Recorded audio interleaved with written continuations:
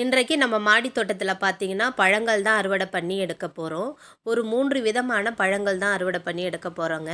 முதல் பழம் பார்த்தீங்கன்னா ஸ்டார் ஃப்ரூட்டுங்க. ஸ்டார் ஃப்ரூட் இந்த வருஷம் எனக்கு நிறைய காய்களை கொடுத்துருச்சு. இதோட சுவை எப்படி இருக்குன்னு பார்த்தீங்கன்னா இனிப்பும் புளிப்பும் கலந்த சுவையாக இருக்குங்க. உப்பும் மிளகாத்தூளும் தூவி சாப்பிட்டா ரொம்ப நல்லாயிருக்கும்.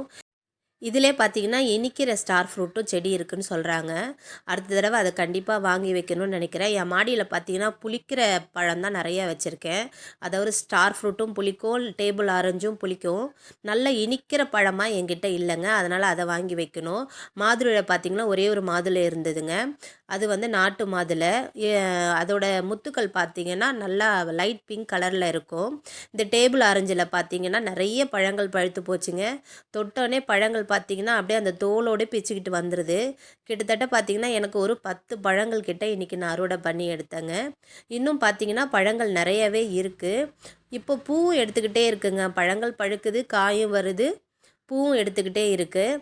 இந்த டேபிள் ஆரஞ்சு வருடம் முழுவதும் காய்கள் நமக்கு கொடுத்துக்கிட்டே இருக்கும்.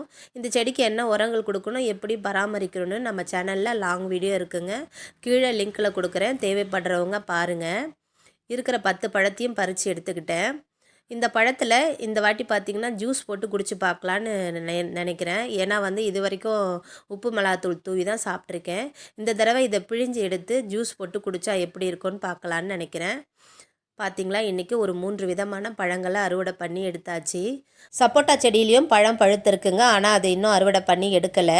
என் பிள்ளைங்க நல்லா இனிக்கிற பழச்செடியாக பார்த்து வாங்கி வைங்கம்மான்னு சொல்லியிருக்காங்க. அடுத்த தடவை கண்டிப்பாக அதையும் நான் ட்ரை பண்ணி பார்க்கணுங்க. இயற்கையை நேசிப்போம். நன்றி.